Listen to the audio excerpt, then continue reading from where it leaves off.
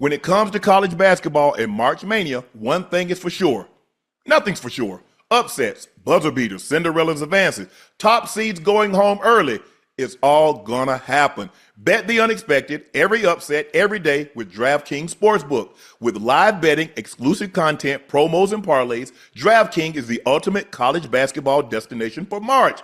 Ready to make your first bet? Check out the matchups and pick a team to win. It's that simple. First time, here's something special just for you. New DraftKings customers bet $5 to get $200 instantly in bonus bets. Bet the unexpected with DraftKings Sportsbook. Download DraftKings Sportsbook app. Use code MONEYMOVE. That's code MONEYMOVE for new customers to get $200 in bonus bets when you bet just $5. Only at DraftKings. The crown is yours. All right, listen up, taxpayers. It's time for what you all really tuned in to listen to me for. Financial advice. Tax season, Boost Mobile wants you to turn your tax refund into 6 months of saving. When you buy 6 months on their best unlimited plans, Boost will give you another 6 months for free. That's like 6 times 2 divided by 1, carry the, a really good deal. They told me I should have been a tax accountant. Well, would you trust me with your money?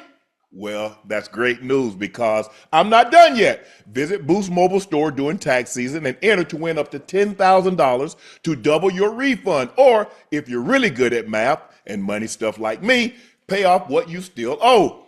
Okay, time to take my financial advisor hat off and put on my lawyer hat. Requires upfront payment, tax and fees extra, terms and exclusion apply. Visit boostmobile.com for full offer terms and sweeps details.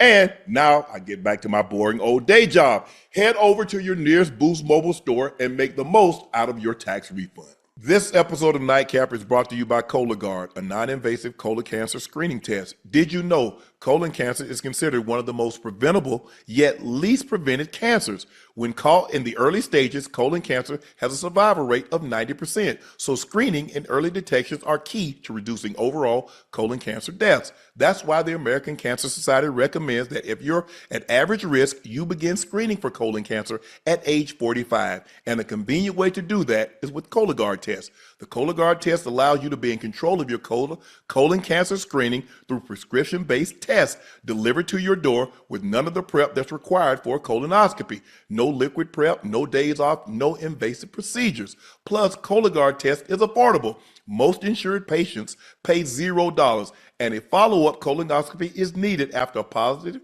Cologuard test. This is usually covered by insurance also. So if you're 45 years of older and at average risk, you can ask your healthcare provider about screening for colon cancer with the Cologuard test. You can also request a Cologuard prescription today at Cologuard.com/podcast.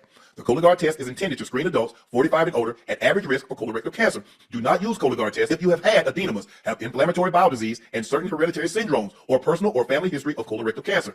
The Cologuard test is not a replacement for colonoscopies. High-risk patients' Cologuard test in adults 45 to 49 is estimated based on a large clinical study of patients 50 and older. False positives and false negatives can occur. Cologuard is available by prescription only.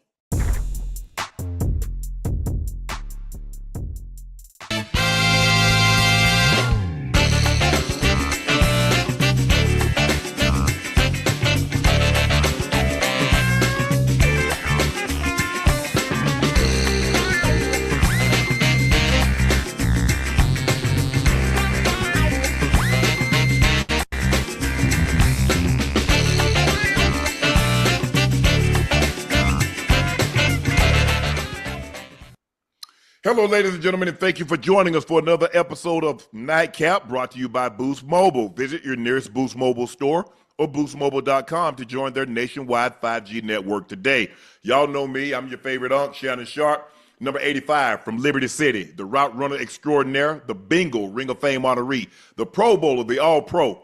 That's Chad, Ochocinco, Johnson. Please make sure you hit that subscribe button. Please make sure you hit that like button. And go subscribe to the Nightcap podcast feed wherever you get your podcast from.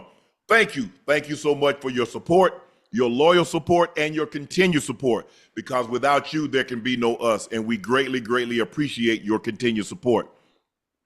Guys, Make sure you go check out Shea by Laportier. We do have it in stock. Thank you all the cities that showed up and showed out for me. I greatly, greatly appreciate that. Now, if you can't find it in a city or a state near you, order it. We will ship it directly to you. Please drink responsibly and stay safe. Follow my media company page on all of its platforms. That's Shay Media. And my clothing company, 84 with 84 being spelled out. Everything has restocked. The link is pinned at the top of the chat. Supplies are limited, and when they're gone, they're gone. So please get yours while supplies last. We have a guest tonight, Mannie Fresh. Everybody knows who Mannie is. Some of the hottest beats from Juvie, Lil Wayne. He was a part of it.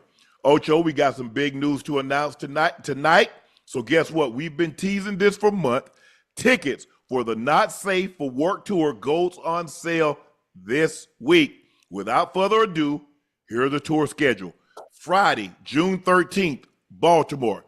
Saturday, June 14th, Philadelphia. Saturday, July 12th, Charlotte. Saturday, July 19th, Los Angeles. Friday, July 25th, Miami. Saturday, July 26th, New York City. Friday, August 15th, Chicago, Illinois. Saturday, August 16th, Detroit.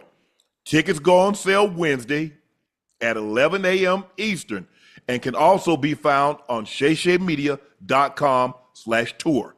Again, tickets go on sale Wednesday at 11 a.m. Eastern. They can also be found on shayshaymedia.com/tour. Those are our stops. Again, Ocho, we start off Friday, June 13th in Baltimore. Head to Philly on the 14th. Okay. July 12th, we're in Charlotte. July 19th, we're in Los Angeles. Friday, July 25th, we're in Miami. Saturday, July 26th, we're in New York. Friday, August 15th, Chicago. Saturday, August 16th, Detroit. Those are the stops on the Not for Safe Work Tour, NSFWT. I wonder what that still for. Hey, what the hell that mean? But it's not safe. It's not safe. It's not safe, Ocho. So there it is, y'all. Those are the tour dates, stops, cities that we're going to be joining, that we're going to be going to. So get your tickets. Thank you for your support. The Lakers fall to the Magic 109-98. The Lakers win with three losses in a row. They lost 7 out of their last 10 ball games. They lost to Boston, Brooklyn, Milwaukee, Denver. Then they won 3 straight. Beat Phoenix, San Antonio, Denver. Then they lost another 3 straight, Milwaukee, Chicago, and Orlando. The Lakers bench was outscored 30-14, which was an issue. The Lakers got to do a better job of guarding. Watch this game from start to finish. They're just not guarding. They're just not guarding. Now, look, they're about a year or two away. Orlando, Paulo Banchero, and Franz Wagner, oh, they legit. Oh, they legit. Yeah. They legit. Banchero had 30. Wagner had 32. And then they got Black came off the bench and gave him 17. But they are legit. The Lakers got to do a better job of defending. It's really that simple. They didn't shoot the ball well. They shot about 46%. They shot 28 free throws. The free throw was pretty close. 10 of 32 from the three-point line. The difference was Orlando shot damn near 50% from the floor. You're not going to beat a team if you allow them to shoot 50% from the floor. And but everything was really close. I mean, Orlando had 43 rebounds, 12 offensive. The Lakers had 39, 11 offensive. But the only difference I could really see, Ocho, was that third quarter got them again. The Lakers had a 2-point lead at the half, and then they get outscored in the third quarter by about 14, 16. And it's the third quarter again. JJ's going to have to push some different buttons because they come out lackadaisical and they let the team go on a run. And it's hard to reattach yourself to them when they get a streak like that. But give Orlando credit. They won and as a matter of fact, they stopped Cleveland. They went on the road. Yeah. Cleveland had a 16, 17 game win streak. They went into their building and they won. So they are better than their record would indicate. Right. But the problem was Banchero got hurt at one point in time. Wagner got hurt at one point in time, so they haven't been able to play extended period of time together. But this is a good team. Don't let their record fool you. But the Lakers have to be disappointed. They got to play better. They're in fourth spot right now. They're 2.5, I think 2.5 games out of the second spot. But tonight, again, it was defense. They gave up 146 Saturday night, and they gave up 118 tonight. And they had been playing really, really good defense up until that point. Okay, now with everything that you said, they're in fourth, right? They lost tonight. You understand the problems and the woes that the Lakers are having, the inconsistencies. They want to run. You're understanding their woes coming out of halftime in the third quarter, allowing teams to always go on a run. Now think about everything you just said. I want your honest answer, your honest opinion. Is it still Lakers in 5? Lakers in 5. Lakers in 5. Look, that's fixable. Look, that's fixable, Ocho. That's something like, look, guys, we've got to do a better job of defending. Yes, sir. And you guys can't get broken down off the first dribble. Right. You get broken down at the first dribble, now you're compromised because help's coming, and now they swing the ball. They're getting wide open threes, or they're getting uncontested layups. So you can't get broken down off the first dribble. They got outscored 34-18 in the third quarter. I mean, there in no way should a Lakers team that got Luka Doncic and LeBron James on the court only score 18 points in a quarter. Yeah. And if you only score 18, you better make sure they don't score more than 22. Because if you do that, and I get it, the Lakers, I think they played 7 games. At one point in time, had 7 games in 10 days. But we don't do excuses here. You either win or you lose. It's a very short on sports menu at my restaurant. Only thing I got on my menu is dubs and L's. That's all you can order. Right. You can't order excuses because I don't serve it. So the Lakers are going to have to find a way to play better in the third quarter. They're going to have to find a better way to defend because this is not acceptable. This is not acceptable. I mean, look at all these minuses. Dorian Finney-Smith -6, LeBron -17, Jackson Hayes -10, Luka -9, Austin Reeves -7. Every starter was minus.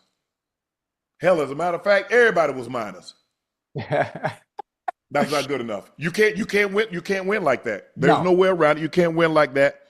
And when you take Jackson Hayes out, Braun is basically playing the 5. Too small of a lineup. Yeah.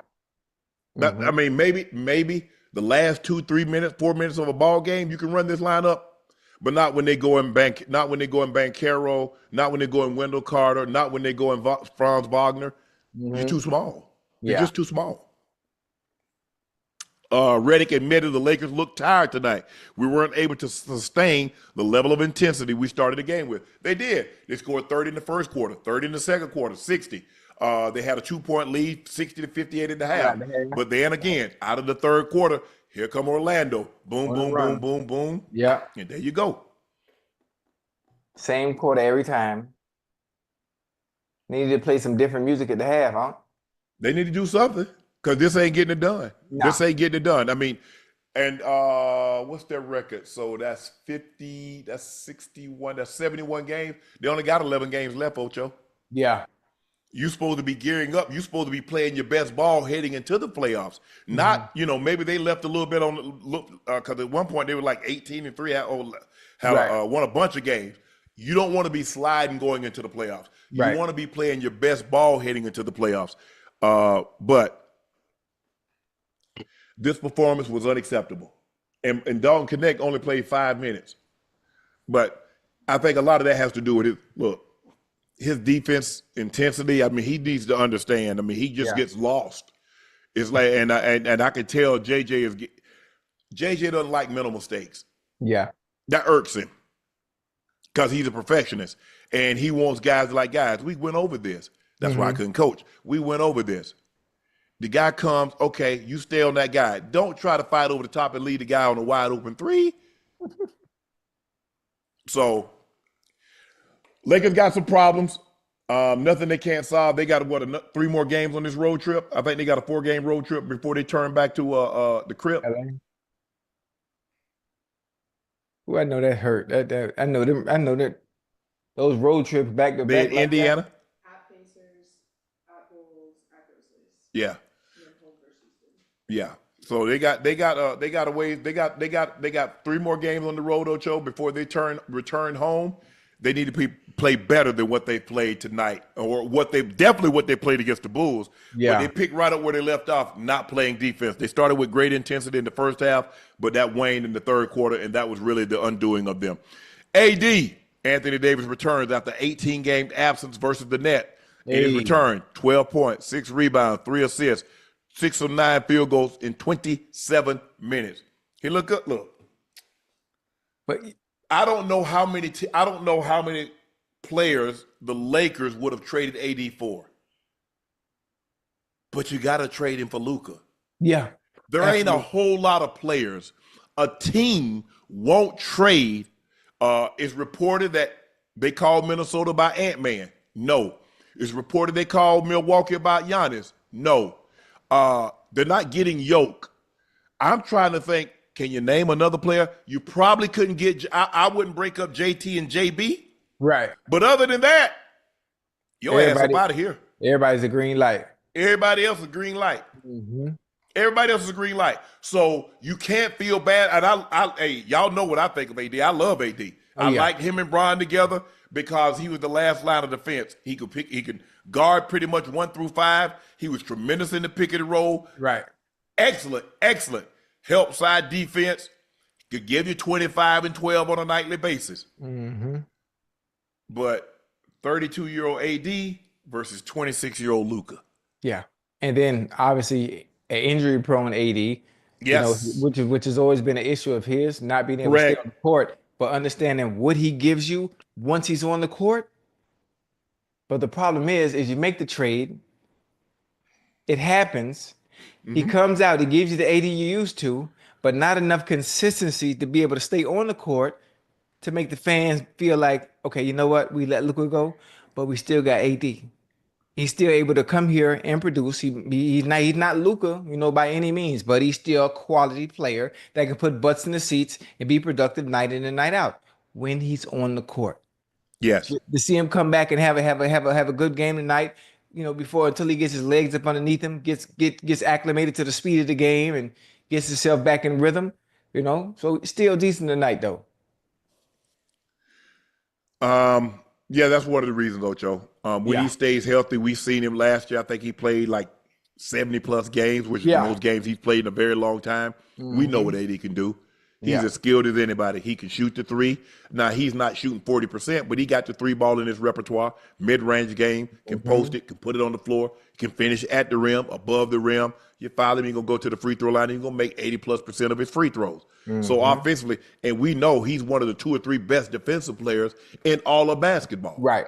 That's not even up for debate. But like you said, his injury history made it real easy, plus his age made it real easy for the Lakers to say, you know what, Luka for AD, plus we got another decade of Luka, and we need superstar in order to attract. Because you look at that, when you look at their court side and you look at everybody else court side, only the Knicks can rival it. Yeah, it's different. It's different. And it's always been different, and it's always going to be different. And that's what you need to attract those stars to come out and watch is a Luka. Right. Doc Rivers says he doesn't get enough credit for winning 3 games in a playoff series where he blew 3-1 leads. No one tells the real story, and I'm fine with that. It's unfair in some ways. I don't get enough credit for winning those 3 games. I get credit for losing. I always say, what if we had lost to Houston in 6? No one cares. One thing that I'm proud of is that we've never been swept. All coaches have been swept in the playoffs. My team achieved. A lot of them overachieved, and I'm proud of that. Did he say this out loud? Yeah, I'm not sure. Hold on. He said this so somebody can write it? But is this really his quote? I mean, Yeah, are we quotes. happy about losing? But the fact that we didn't get swept, is that satisfying? Is this some type of moral victory or something? I'm It's just more curious. embarrassing that you had a 3-1 lead and you couldn't win another game. Hey, I just want to know how you feel about it.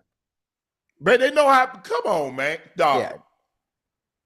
Dog, you know what? I wouldn't even say nothing. I said, yeah, hey, that's on me. Yes, I've had 3-1 lead in 5 or 6 series and we weren't able to get it done. Yeah. I've got to do a better job of putting my players in position so we can get it done. I would have never ever said I don't get enough credit for winning 3 games because it's not a best of 5. Right. Doc, you came in and there used to be a best of 5. As a matter of fact, I'm old enough to remember there used to be a best of 3. Yes, there were a best of 3. And because you had a best of 3, a best of 5. The Right. Eastern Western Conference was the best of 7. So was the NBA Finals. So, Doc, if you had won 3 games in a best of 5, you got a ton of credit. Yeah. But in a 7-game series, it's the first to 4, not the first to 3. Doc said that. Doc said that out loud. I'm just, you know what, also, I'm just want to ask you, do you really think this is his quote? Is it from a reliable source? Yes, him. He's talking. Yes. It's in quotes. Yeah, that's what he said. It's the Mark Spears. He said no one tells the real story, and I'm fine with that. It's unfair in some ways. I don't get enough credit for getting those 3 wins. You don't get credit for winning games. You get credit for winning series. Right. If it's the NCAA, you get credit for winning games.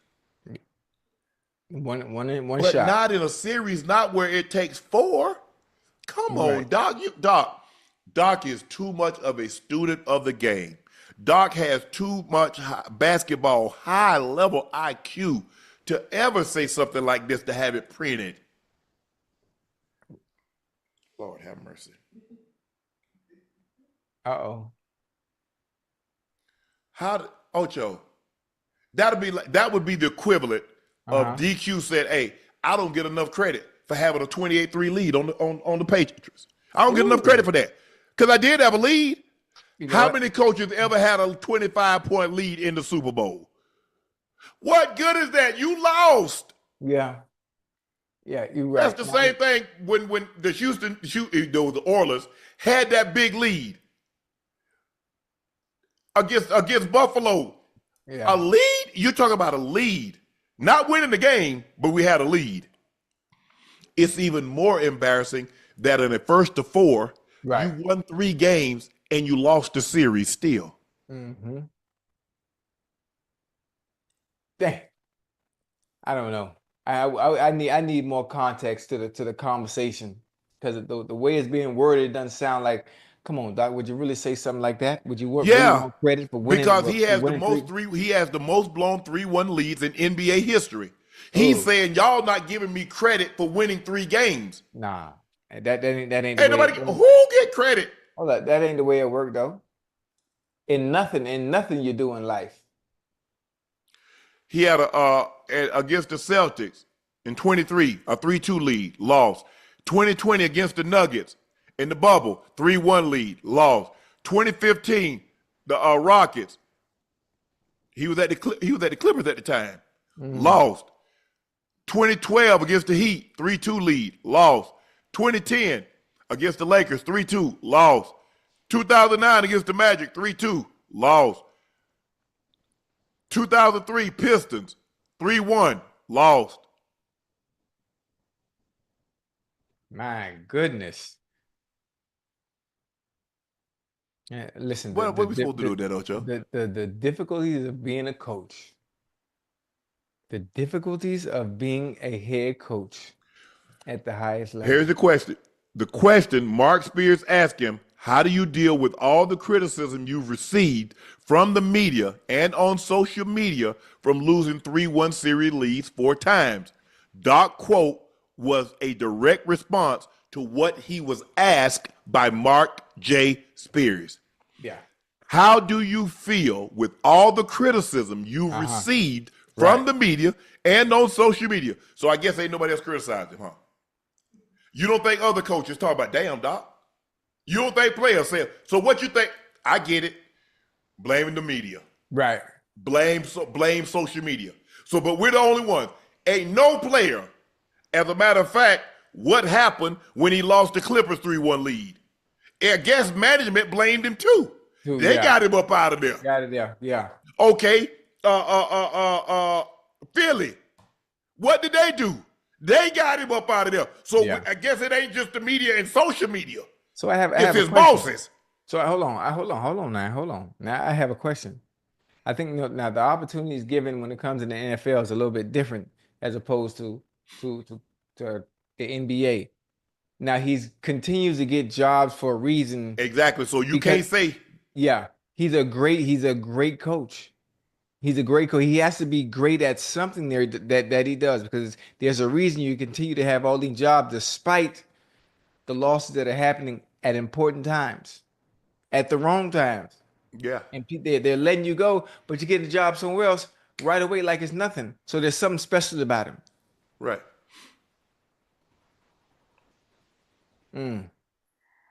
I don't like that answer though. Hell nah, nobody likes that I answer. think if he could take it back, if he can read the quote now with a little bit of clarity and What you understanding, mean? and let me finish. I guarantee he'll word it different. He'll word it differently. Because if I'm telling you, you see how you in your right state of mind is sitting here reading it and then getting better context He on what the wasn't question drunk. was. Yeah, hey, Yeah, yeah. yeah. Let's put up because we want to put some more comments because you think he was taken out of context. He had no idea Oh what no, was I being know asked. it wasn't because once you told me what the question was, that gave me a better understanding. It was a direct question, so the answer in the quote was literally direct, based on sometimes they leave Okay, stuff how out. about this here? It is what it is. It's a part of my legacy. There's nothing I can do about it. I got a team that was an 8 seed up 3-1. That's coaching. That's not bad coaching. There are several 8 seeds that have actually won. The Denver Nuggets was the first 8 seed. They beat the Seattle Supersonics, who was the number 1 seed, but we'll talk about that later. The one with the Clippers is the only one that got away. But people don't realize that Chris Paul was running on one leg in 2015 with the Clippers. And we also, the underdog in that series, when you think about it, Houston had home court, not us. So let me get it was good enough. You beat them twice on their home court Mm-hmm. to get to get a 3-1 lead. Right. So he was on one leg. So one leg got you a 3-1 lead. One leg couldn't get you another win. Okay. Okay, how about this? We didn't have home court. Well, it goes road to your first 2 games at the if you're the underdog. That Mm-hmm. means the first 2 games at their home. So that means in order for you to get a 3-1 lead, you had to have won one game Right. on their court. Exactly.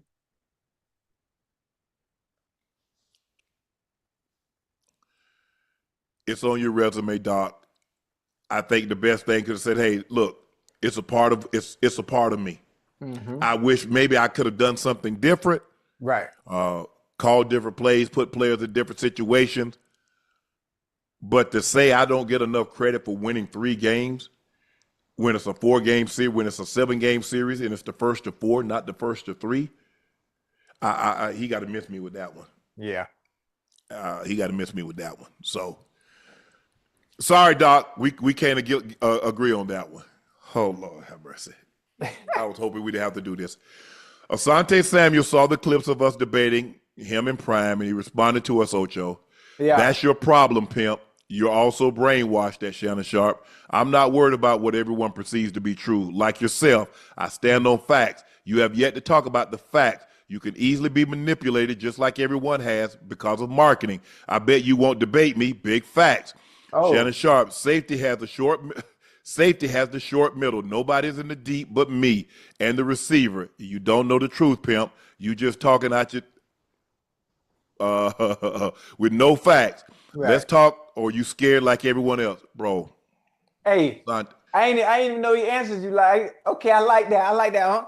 Hey, y'all can, hey, listen, we can have a club Shay Shay, right? Listen to me now, stay with me. We have a club Shay Shay, DB edition. A good conversation, PowerPoint presentation style, film up there to support each of your opinions and facts that you might it ain't have no on. opinion. He's not time. What are we Oh, okay, debating? okay. Let me finish, baby. Let me finish. I'm just listen. I'm giving you the ultimate content right now. Something that's never been done before. A format that's never been done before. 2 players, actually 3, because you're a part of it too. 3 players. You got Prime, Asante Samuels, and you. You one that loves to break down film. He's also one that loves to break down film. Now, just picture this. You talk about you think Cat Williams did a whole bunch of numbers? What you think you and Son sitting down, going over, okay, you want to prove it? Prove it. Die in the sky don't lie. I'm just throwing the idea out there because the format has never been done before. I've given Coach time and myself have given Asante Samuel more attention since he's been retired than he's ever gotten. After tonight, I'm done with this. There's nothing to debate. My bad. There's no one gonna say he's in the realm of time. He's in the realm of Darrelle Revis. He's in the realm of Rod Woodson or a Charles Woodson or a Darryl Green or a Mel Blount. He's not. I don't give a damn what he says about the film. He played more. Look, bro, you had an unbelievable career. Congratulations. You're just not time. You're not time. You're not Revis. Hold on. Find out, did he make an all-decade team? Because Time made all-decade, and he's one of the 100 greatest players of all time. Let's see his resume. Let's see his body of work. I complimented him. I said, Time don't believe in wasted motion. The T-step worked well for Asante. I gave him a compliment. Let's see his resume.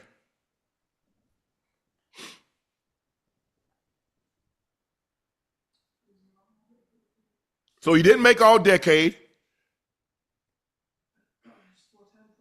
4-time Pro Bowler. 1-time All Pro. How many Pro Bowls did Time make? How many all team? Yeah. Oh. Same number of Super Bowls. But one guy was a defensive player of the year. One guy as a defensive back swung the balance of power. How many DBs can say swung the balance of power? He go to one team to keep the other team from going.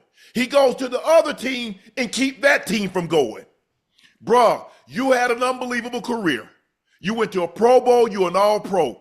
You're not Time. And that's not a knock. It's okay. It's okay.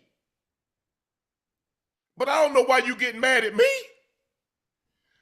I tell you what, go find the GM, go find the coach, go find the player that says Asante Samuel is the equivalent or better than Time. That's all you got to do. Hell, your son won't say you better than Time. And he a junior. Let's be real, man. You coming, I'm the wrong one. What you doing? Where you going?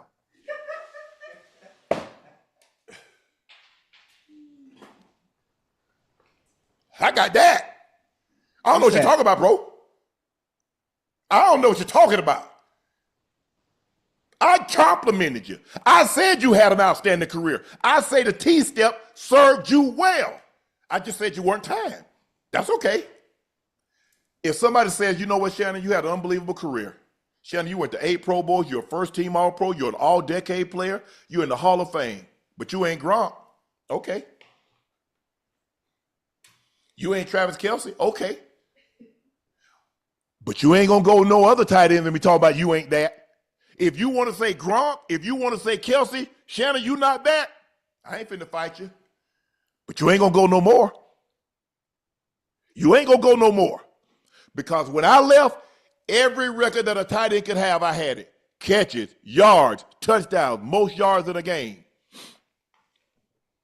Hey, so hold on. I just now that you mentioned that, when we factor in the numbers and statistics, does that play any factor in Asante's case, or it doesn't matter? Just curious. He had more pass breakups and fewer interceptions. How many pick sixes did he have? All I know is when I left the game, I had every record that a tight end could possibly have. Ain't nobody had them but me. Now, they done came along and broke them. Gonzo broke them, and Gates did this, and Gronk, and this and that. But I don't know why he mad at me. I gave him a compliment. Yeah. I said he had an outstanding career. Yeah. I said the T-step for him served him well. I like the convo. I like the dialogue. I would love, especially for not the casual fan, but for people that are fans of the game. I wish we could dive a little bit more. I'm obviously not here on the show. I'm just asking you, find the general manager, find the head coach, find the receiver, because he talking like he was that. I guarantee you, when you find somebody that say he a top 10 cornerback, if we go back and study history, top 10 corner. So we got Time, we got Revis, we got Mel Blount, we got Rod Woodson, we got Darrell Green, we got Aeneas Williams, we got Mel Blount. Okay, that's 7 right there. Where are we going to put him in the list of all time and the history of the NFL? Right. Is he cracking the top 10?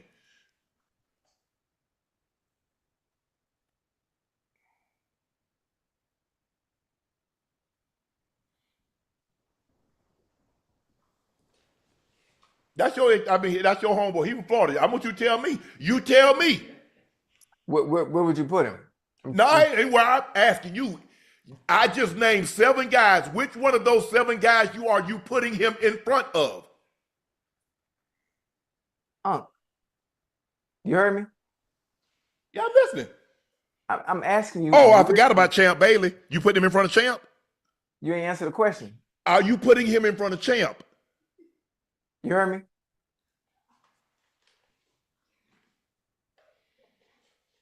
I'm listening. Yeah. Where would you put him? Where would you rate him? I asked you. No, I asked you. Me the questions. Yes. No, I'm asking you. Where do you rank him? Based on what I'm you asking saw. this man. I just asked this man a simple question. I gave him 7, 8 names. He talking about where would I rank him? I asked you. Yeah, because go ahead. listen, Ocho, I get it. Hey, you gonna probably bump into him. Hold on, but at some point in time. Hey, hold on. It don't matter who I bump into. Okay, well, you got him in front of the guys that I mentioned. Brother, he addressed you. Where are you asking me the question? He addressed you, so I'm asking you, where do you rank him? I already done said it. Are you putting? He's not in front of Time. He's not in front of Revis. He's not in front of Rod Woodson. He's not in front of Charles Woodson. He's not in front of Mel Blount. He's not in front of Aeneas Williams. He's not in front of a Champ Bailey. That's 7. Okay. That's 7 guys. Okay, who is he in front of? Is he top 10 all time in the history? Dick Night Train Lane, Emil Tunnel. Is he in?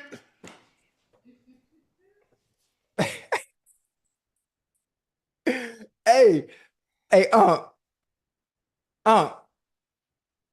just asking. He got all these facts. Who is he in front of? I tell you what. Who is he in front of the list that I just named? Now you name all time, like all time. He talking like he all time great. That's the problem. Nobody got a problem with him saying he's not good. You talking about all time great. The guy that I list, he's at the front of the line.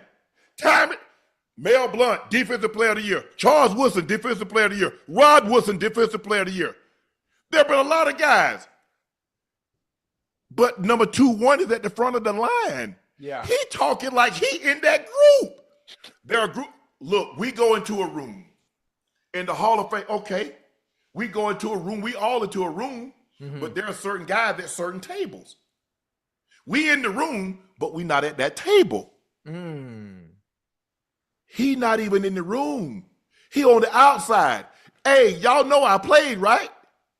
Yeah, but this for big dog. Keep it a stack. So I will chat. Y'all tell me of the guys that I list, who he better than? I ain't mentioned Pat P. I ain't mentioned Richard Sherman yet. I just gave y'all a couple of names. I want you to tell me who he better than the list I listed. Who y'all putting him in front of, chat? Y'all put him in front of Dion. Y'all put him in front of Revis. Y'all put him in front of Charles Woodson, Rod Woodson. Y'all put him in front of Mel Blount. Who are y'all putting? Champ Bailey. Who are y'all putting him in front of? Asante Samuel. Who?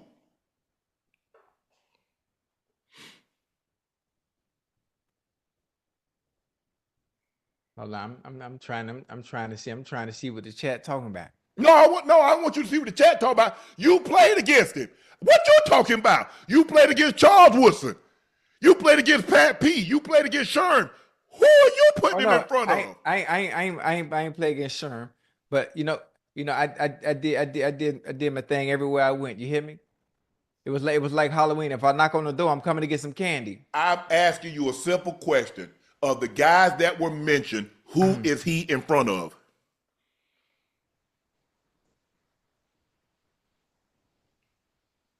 And I wouldn't say in front of, because you mentioned, the greats, but he has the numbers to be in the room. I know that much. And you base everything off numbers. When you talk about, let me finish before you say anything. When you talk about MJ in comparison to Michael Jordan, when it comes to debates in any other sport, we always bring up the numbers. But all of a sudden, the numbers are ignored when it comes to now talking about the two. Ain't none of them. Hold on. In comparison. He got 4 Pro Bowls. Now listen, hold on. This dude got 4 Pro Bowls. Listen to me. I'm not finished. Okay. But again, now we understand. But when we do a comparison based on greatness, I'll tell you what. Guess what? You had a former coach. Your former coach had 3 Pro Bowls and 62 picks. You taking Dick LeBeau? Oh, hey, what you know? What you know about LeBeau? Hey, what you know about LeBeau? What you know about? Hey, you just told me numbers. Yeah, I mean listen, that's what everything is based off of, right? Yeah. No. Okay, numbers. Okay, let's go all pros. Let's go Pro Bowls. Let's go all decade. Let's go Defensive Player of the Year. Right. That's part of numbers also, just not picks. Okay. I look at it like this. If you get 6 picks and you give up 8 touchdowns, what have you done? Okay, I see what you're doing. I thought the job of a corner is to take away more than you give up. Mm-hmm.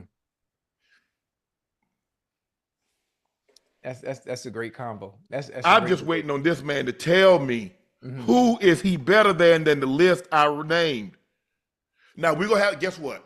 Let's have the conversation. Hopefully, Lord spare both of our lives, we're able to have a conversation another 10 to 15 years. We will. Now, I'm gonna need to see a gold jacket on his back. Because all the guys that I mentioned, now, hey, Jalen Ramsey's gonna be coming up. Richard Sherman's gonna be coming up. Pat P's gonna be coming up. You see, what he trying to do, it's all about marketing. Bro, you played on the Patriots. Ty Law played on the Patriots. Ty Law got a red jacket and a gold jacket. So don't do that bull job about marketing. Who was on TV more than the Patriots, Ocho? Oh, during that 20-year During run? that time, who? Yeah. So now it's marketing. Time ain't no marketing, bro. Yeah, he marketed himself to know how to parlay that, but that man on the field, you better go check them tapes. Either you can or you can't. That's a great conversation, boy. That's a good one now. Willie Brown, Mike Haynes. Mike Haynes got 9 Pro Bowls. You better go check. That's a great combo. Well, let me grab me a water. Asante, go ahead, bro. Sweating. Asante, you had a great career, bro. You a good player. You just said, all I said, you weren't time. And you had to get personal.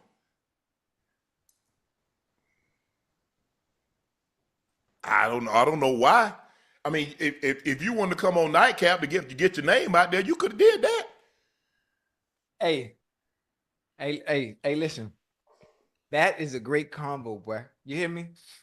It's a great combo. What's a great combo? This one? I like this. I just obviously it's not me as the individual, but I'm just saying that's why. In his prime, is he better than Stephon Gilmore?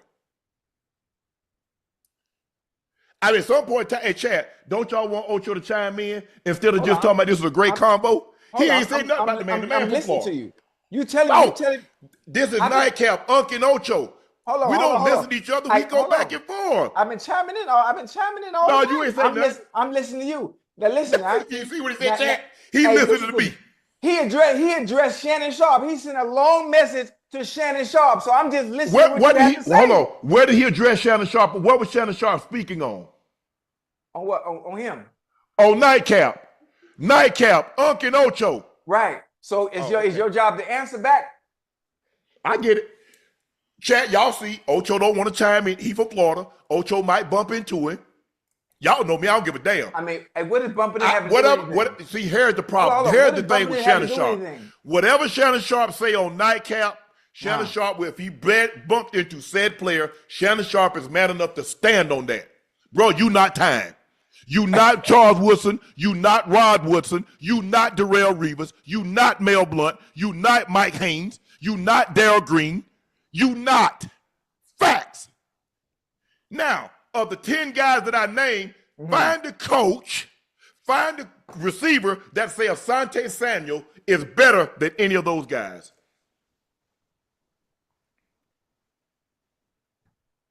See, the way you make it sound. Oh, see, you being mean. How am I being? Ocho. Ocho. You being? You said, you hear how you make it sound? You make it sound like Buddy was trash or something. I didn't say he was trash. I'm just saying the way you talking, like you acting like we just sitting here talking about some old bum. I'm just curious. Ocho. Who can I say? Yeah, I mean, and listen, I played the game. Listen, I played the game, right? Ocho. Wait, stay with me real quick. I played the game on the other side of the ball, so I know. I played against Prime. I played against Unc. I have an understanding of both and how good they were at what they, great as Prime was and how good Unc was. So it's hard for me to sit here and say, the way you doing it, when I saw it with my own eyes. I understand how great Prime is, but then I know what that young bull was doing as well when he was playing. All I said he was good. I said he was a very good player, had an unbelievable career. Look how you said it. He used the technique.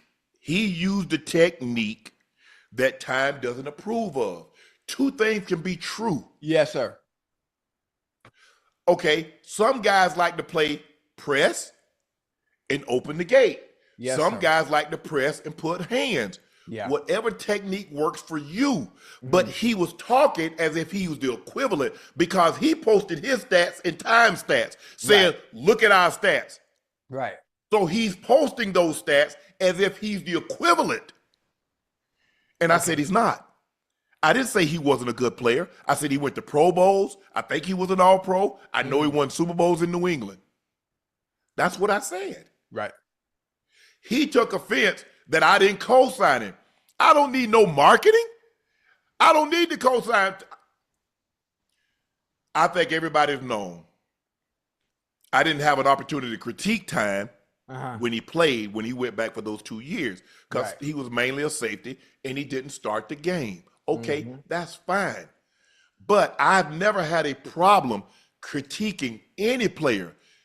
I critique Tom Brady, Peyton Manning, you name a player, Ray Lewis, receivers, T.O., Randy. I've never had a problem critiquing because I'm basing it on my not intimate knowledge of the game and film study. When I was at CBS, I would watch film. How many times when I was at CBS or Fox, when you ever heard a guy talk about Shannon Sharpe, don't know what the hell he's talking about? No, that ain't gonna happen. See what y'all trying to do. Well, you doing this. That's not what I said. No, I've never said, see, the difference is Skip tried to say, I said I was better than Tom Brady. I said Tom Brady wasn't playing well. Why would I, as a tight end, compare myself to a quarterback? Okay, right. I would need to compare myself to Gronk, to Kelsey, or a tight end. That's the only way you can get an equivalent. I said, yeah. Asante had a great career. Pro Bowls, Super Bowls. Now, guy, like I said, you want to say, Shannon, you ain't Trav, you ain't Gronk. Right. Yeah, you right. You gotta live with that. You right. You got me. Right. You got me. But I'm just confused. Hey. But look, bro, I gave you 15 minutes of fame. Fame that you never would have got had you not mentioned me or time. Enjoy it. Now, go back to your solitary life. Nobody's gonna. When was the last? I tell you what, Ocho. When was the last time? Prior to last night. When was the last time you heard somebody mention Asante Samuel?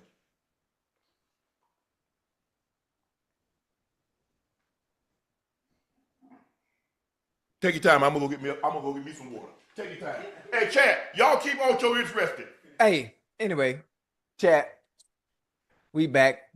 Unc is a little upset. He's a little upset. Other than that, it's a great conversation. I like it. I like the dialogue. I like the back and forth. I like players also. What we always talk about, having a belief, having not only the belief in what you can do and what you've already done, and bringing it to the forefront. Bringing it to the forefront and supporting what it is you've done in comparison to someone else who is also great. And that's okay. Now, a lot of people won't see it that way, as you can see it, including Unc. But one thing I've always do see is, if you were bad at what you do, then I will always come out and say that. But I played against both, and I understand how good both were. I understand how great Prime was. Obviously, catching him on the tail end of his career, and obviously playing against Asante during his prime and understanding how good he was, how much of a student of the game he was. And what I'm not going to do is diminish what I was able to see for years while I was playing, and understanding, watching film on him, and understanding how good he was and how savvy he was technically. So it's different coming from someone that actually played on the opposite side and understand how good he was. So it's hard to sit here and say, oh, he's not. Whoa. I had to go against this. I had to go against that for years. So it's different. It's different. Especially, and a lot of people in the chat, obviously some of the comments on Twitter, on X, whatever it may be, their feelings are always different as well, because it's based off who you know and what they've done. Hey, Unc, that was good. Hey. I just asked you a simple question. Which one? Prior to last night and today, when was the last time you heard somebody mention Asante Samuel? I'm supposed to know. I be on Nightcap.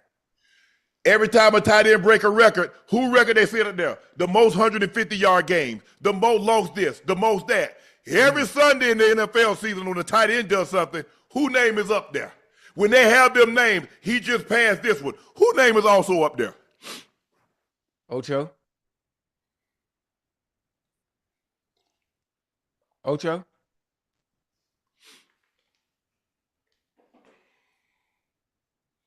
Don't worry about Ocho. Hey, Chad, all I try to do, try to go back and forth, but Ocho's like, hey.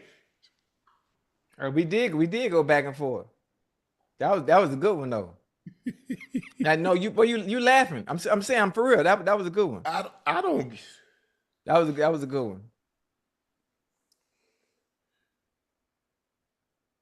That was a good one. No. Hey, to each his own. I wish him the best. Tom Brady admits tension had developed with Coach Belichick during the end of the quarterback's time with the Patriots. In the latest edition of his weekly newsletter, yes, Brady has a newsletter. I didn't know that.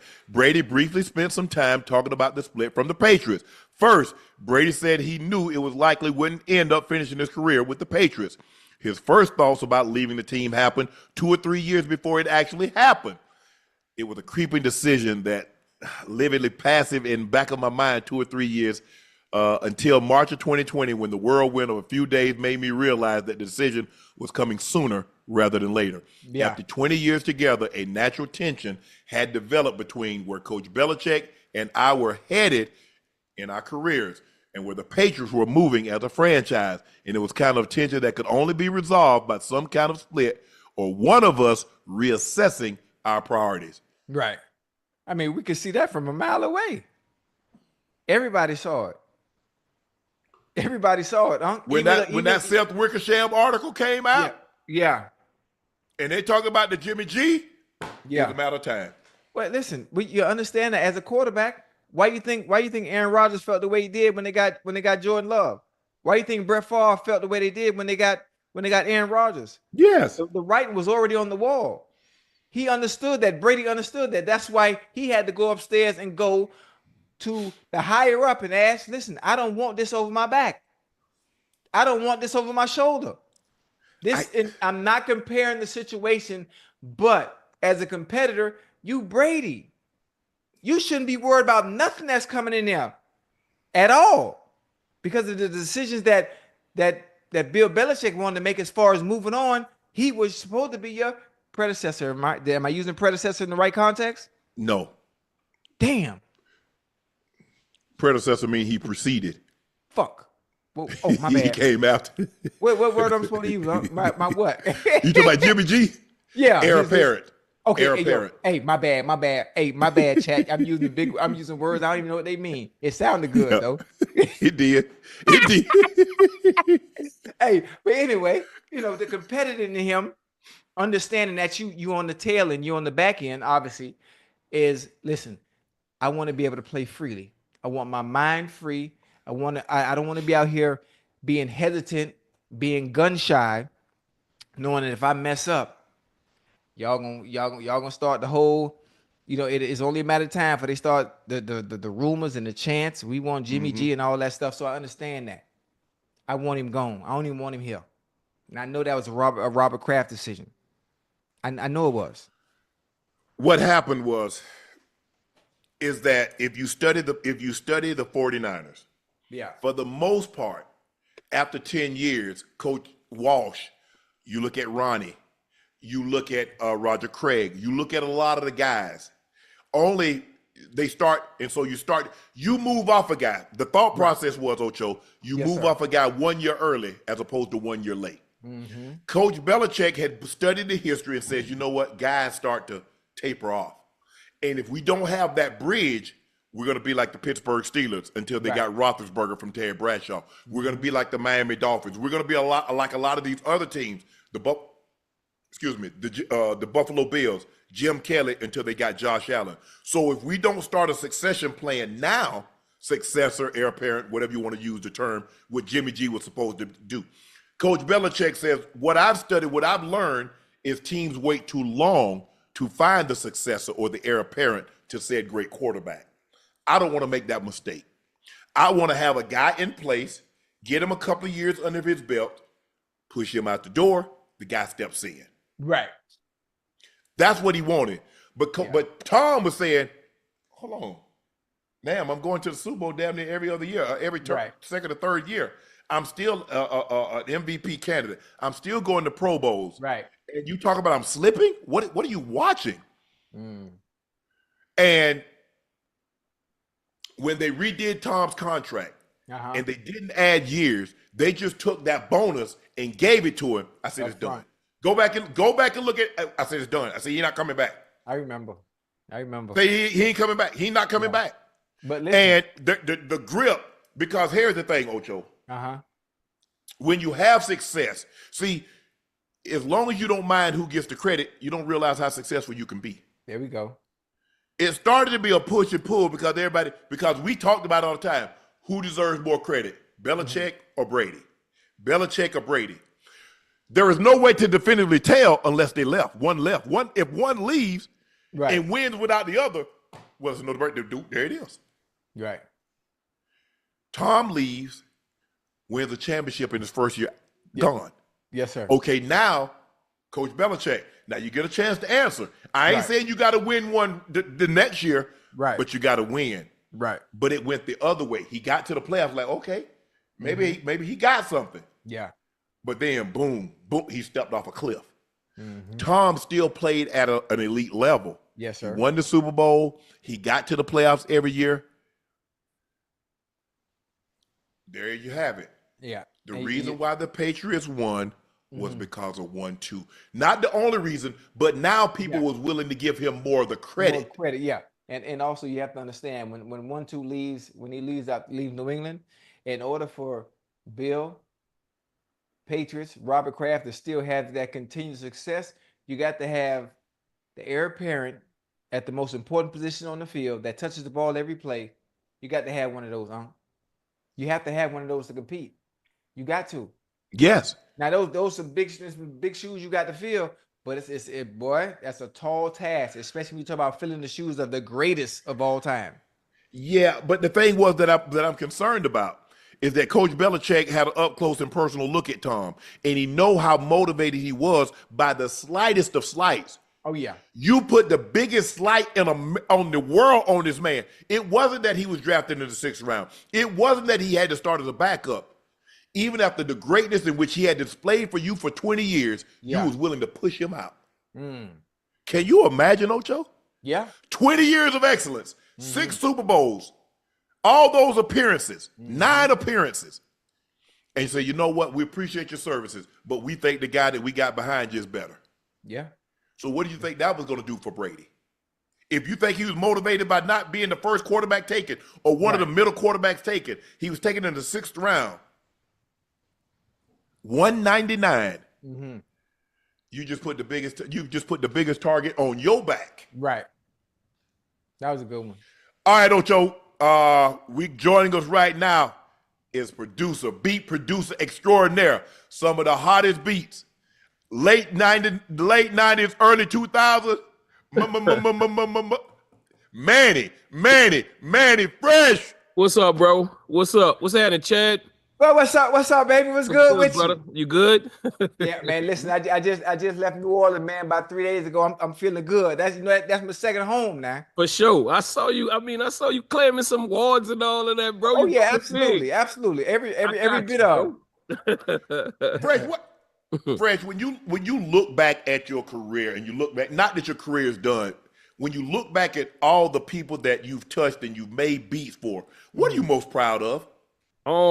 Relationships, bro. Like, relationships better than, the beats or whatever.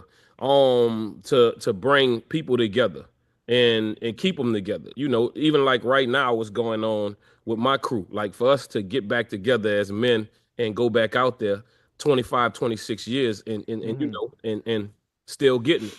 So I always tried to be the mediator for everybody, even when I was doing a beat with somebody who was beefing with somebody, I was like, listen, bro, that's foolishness. Put that down and let's get it.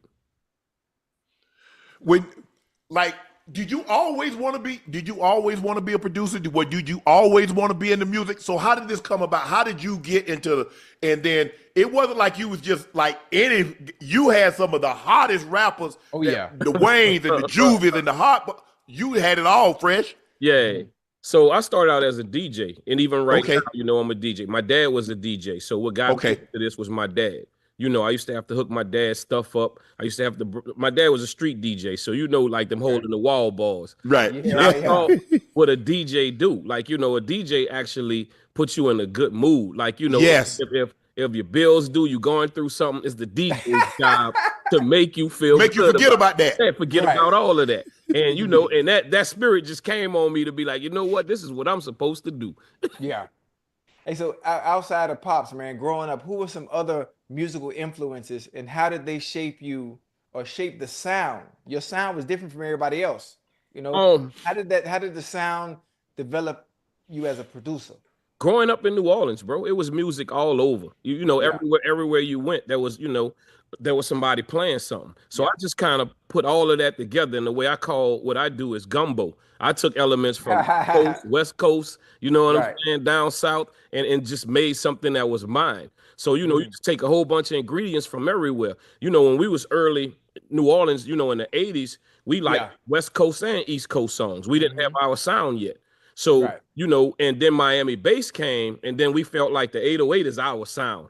The 808 was definitely down south, and I was like, okay. And I was like, let me take a little bit of this East Coast, a little bit of this West Coast, and mix it with some of this Luke. You know what I'm saying? And that's a good recipe. Yeah. Hey, right now, I want to think about the current state of New Orleans sports. Your Pelicans, your Saints. Yeah. How do you feel about the current state of sports in New Orleans? And what do you think what is the vibe like? Obviously, during the season, I'm not able to be there. I was there for Super Bowl. Yeah. Unbelievable. That's my second home. You hear me? Yeah. So how do you feel right now? Especially the Saints. Yeah. So one of the things, let's just say New Orleans let's just say it. New Orleans is a party city. So it's kind of hard on the athlete. You know what I'm saying? Okay. There's a city where, it never shuts down. Like, so when you come there, you got to come there with the, you got to be focused because you could easily get caught up into nothing close. Nobody ain't going to tell you, put that drink down. You know what I'm saying? And if you athletes and you hanging out with rappers, it's just not going to vibe. It ain't going to go right.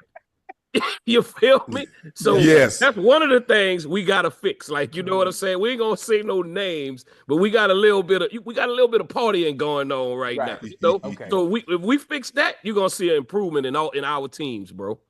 Okay. Manny, when you look at it, you look at BG, Juvie, the Hot Boys, Lil Wayne, Big Timers. How soon did you know that, you know what, that youngest one, the smallest one, Yeah. he gonna be him? Oh, bro, Wayne was the first one there, the last one to leave. So you know when you and it was times where his mom might have took him out the group because he had bad grades or whatever, and immediately he improved. You know, Right. because it was something that he was like, I gotta figure this out. Like, you know, and he would beg his mom forever to get back into it. But just like I said, he knew, like, take for instance, Back That Ass Up. Wayne knew to hang around for that song to get the last part of it. To do that after you back it up, then stop, then what? He was just like, nah, this one of them. You know what I'm saying? And you get that from hanging around to be like, I'm gonna hang around because I feel like this is one of those songs. Right. You know, so we couldn't get rid of him when we was doing that song. What about the bling bling? How did he come up with the bling bling? It was always a line that was used in a song. You know, like he would, and I was like, that's kind of clever, you know, and I always thought like it was something that stood out about it. It was something about, you know, it was bling that, you know, Wayne was the first person that I heard to say bling, no doubt. Right. You know what I'm saying? But it was something clever about it. So I just had, I don't know, like something just woke me up and was just like bling bling. Every time I come around your city, bling bling. You know, when I wrote the hook, I was like, it's something special about this. Pinky ring worth about 50? Yeah, I was like, something special about bling. Yeah. I like it. Listen, you also shared a very, very, very interesting story coming up with the hook for Baha Man's Who Let the Dogs Out, but not receiving credit. Can you tell us how the hook? I wasn't supposed to get credit because I was just joking around. You see? Oh, okay. I was in Circle House, you know, and it's some people. That's out here. I was at Circle House, you know, when that happened. You know, I was with BB and them, like, you know what I'm saying? And somebody just said, like, hey, bro, do you want to? One of the dudes from the guys who own Circle House in the Circle, right? So one of them was just like, hey, bro, we got somebody in the studio. If you want to work with them, like, you know what I'm saying? They working on something. And I just mentioned, you know what I'm saying? Something in playing, like, you know, because I think I was doing Still Fly at the time. And I was like, hey, how about if y'all try this? You know what I'm saying? I'm hitting the beat going, ooh, you know what I'm saying? It was like, oh, we good? I was like, yeah, don't worry about it. You know, and it was one of them songs where you hear and you just like, damn, I remember that. Yeah. You know, so in real life, I'm not supposed to get credit. It was me helping out. Okay. But it's one of them moments where you say, like, I never thought that song would have been that big. You know, right. And it turned out to be something huge. It took off. Yeah. Took off. Man, if I put you under this gun and I say, Manny, give me your 5 best beats, what are they? Damn. That's tough, bro. That's hard. I never even thought about it like that. Like, you know what I'm saying? I'm gonna say, let's go from 5 to 1. Like, you know what I'm saying? I'll start with probably Go DJ. You know what I'm saying? Go DJ. Go DJ. Yeah, I'll start with DJ. I'll go from Go DJ to probably, man, Get Your Roll On. Yep. Okay. I'll go to Get Your Roll On from there. I'll go to from Get Your Roll On. Let me see. I would say them anthems. T.I. Top Back. I let my beat down low. Down. Yeah, man. Okay, you know what I'm saying? That's that early T. Then where I'm at. Damn. I got 2 more. Yep. Yeah. 400 Degrees and Back That Ass Up. Oh, that's classic.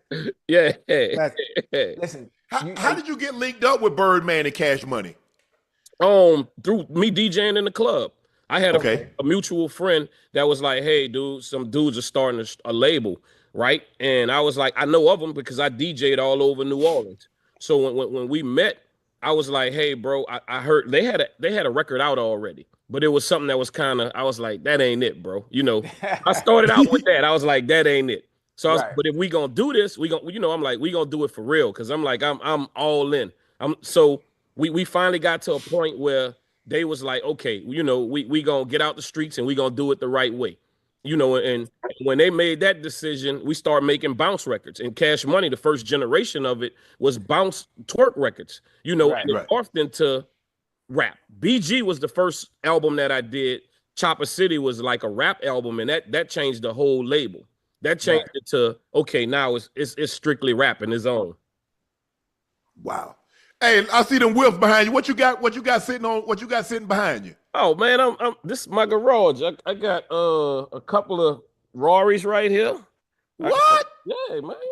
I gets down for the get down. Out no way. Hey, yeah, let them pay it down, okay?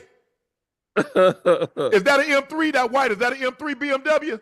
This is what you call. Let me bring you over here, man. Come on, let me bring you over here. This is a clown shoe, a Z3. Okay, a Z3. No, the white one, the one you passed. What's the one you passed? This? Yes. Nissan 240. Okay, 240. Okay. The Fast and the Furious. Okay, the M3. That's so. What is this? What's that This right there? there? Here is an Acura NSX. Okay, yeah. Yeah, I remember them. Right here, Nice. you got a Corvette 60. Okay. On Is that a split window? This is 6.7. Okay. 3 is the split window. You got a Shelby Mustang up here. Okay. Got an Eleanor sitting up there, I see. Yeah. This is a 993 Porsche. Okay. And you got the Rari right there. You got another one up there. You got another one back here. Damn. Hey, what's that green? Is that a Porsche? Yeah, as a Porsche. Yeah, you got the Rover truck right there. Okay, Daddy, you got to have that Rove. Yeah. So you got a combination. You like kind of old and the new. Yeah, I like a little bit of everything, bro. Okay. Right. I like that. Man, damn, man. Hey, can you took your boy? I want a DJ. Let you hook them up. They pay it like that. I've been hustling for a long time. Well, let me ask you this, Manny. Who haven't you worked with that you would love to work with? They dead, bro. Marvin. Oh, really? You said Marvin Gaye? Hey, all my favorite artists is kind of out of here already, you know? Damn. It's not man. J. Cole, let me say, yeah. It ain't too many people that I haven't worked with. You know what I'm saying? But I'm an old spirit, really. You give me Shaka Khan, I'm gonna be all right. That's a good one. If I didn't work with them, they took something, they sampled the music, borrowed the music. Right. One way or another. And I'm very grateful that it's like 27 years later and the world is still, jamming these records. Mm-hmm.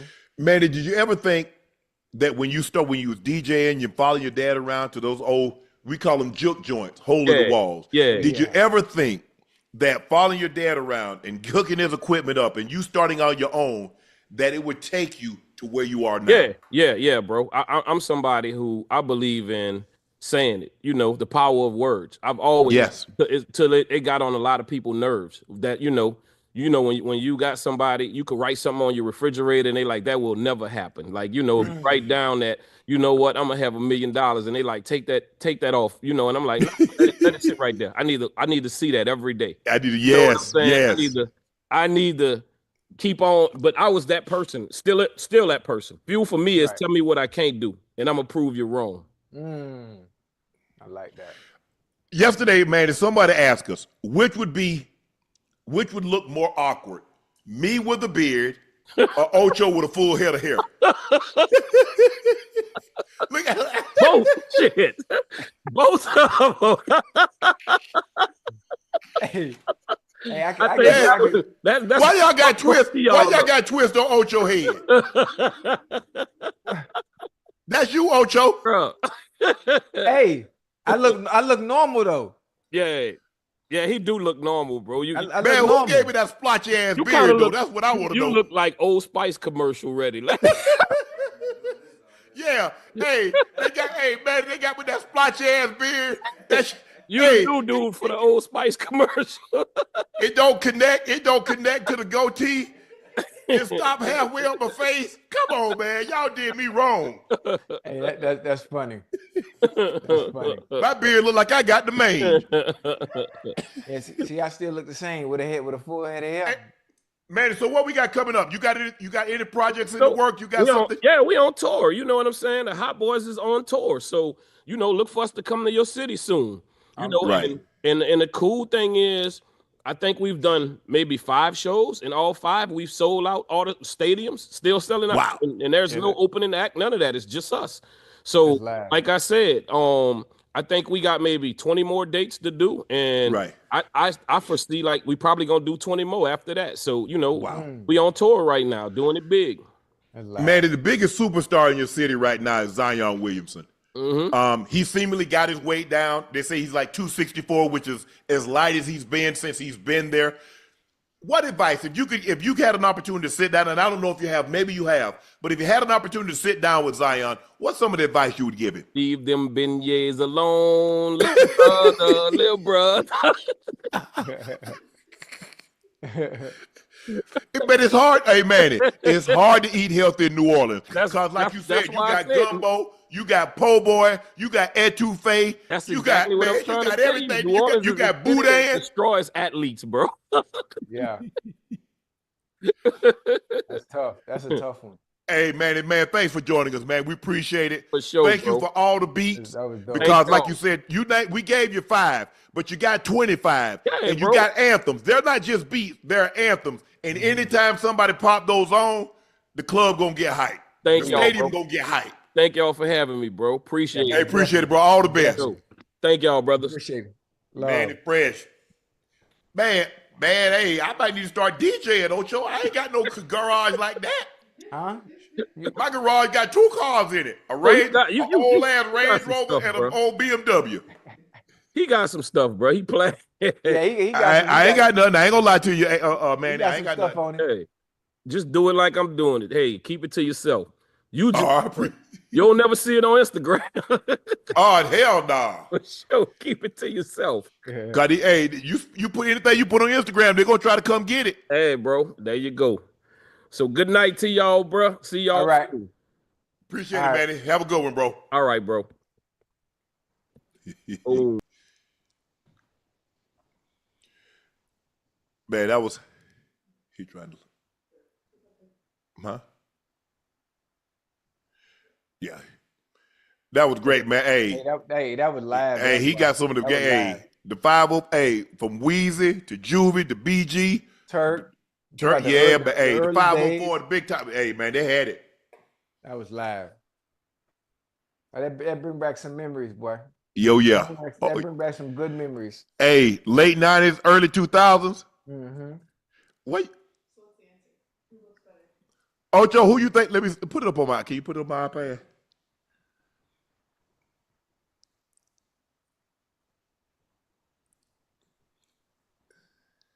Y'all got me all with that splotchy ass beard.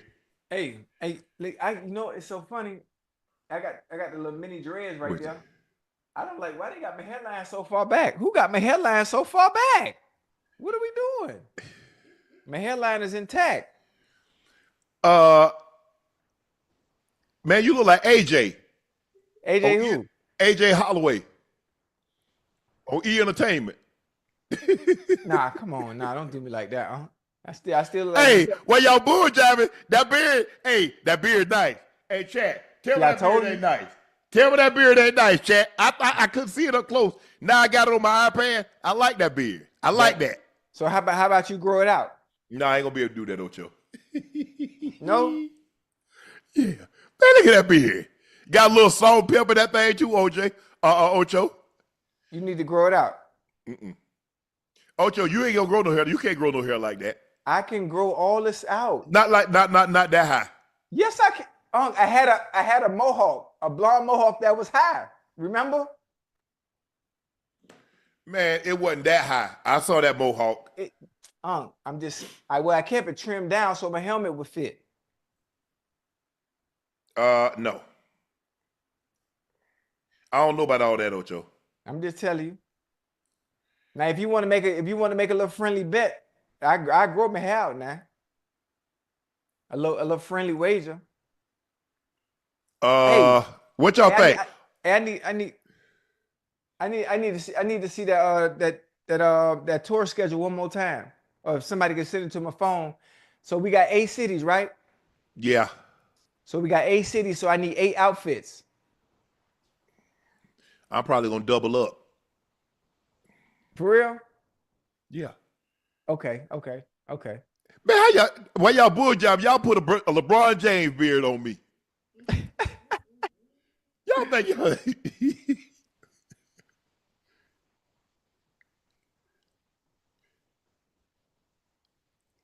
who y'all got?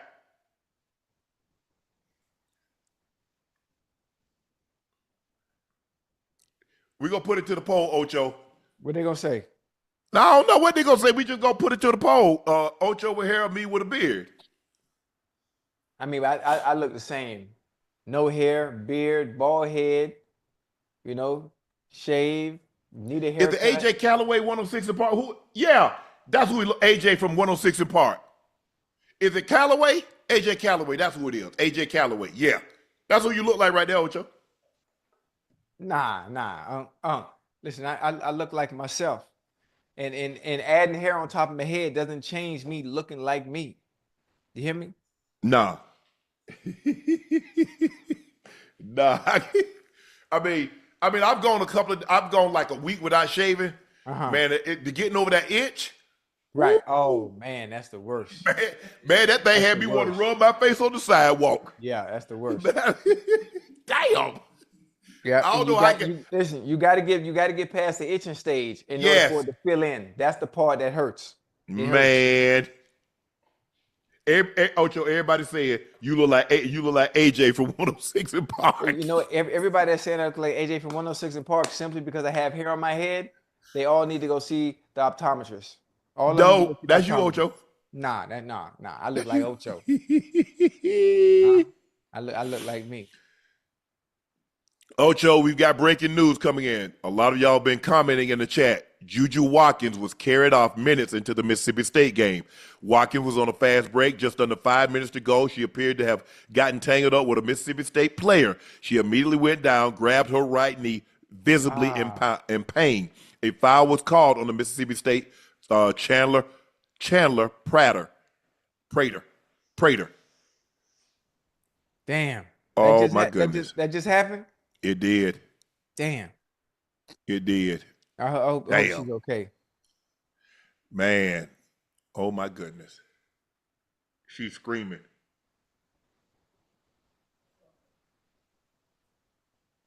It didn't look good. Oh my. Damn.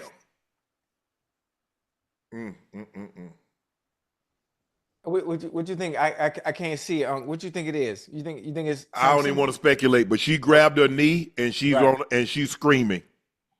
She immediately grabbed her knee and she's screaming. Damn.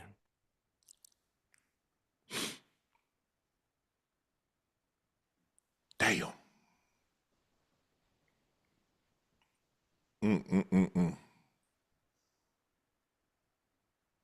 I'm hoping for the best though. I'm hoping for the best too, Ocho. I don't want to put that out there.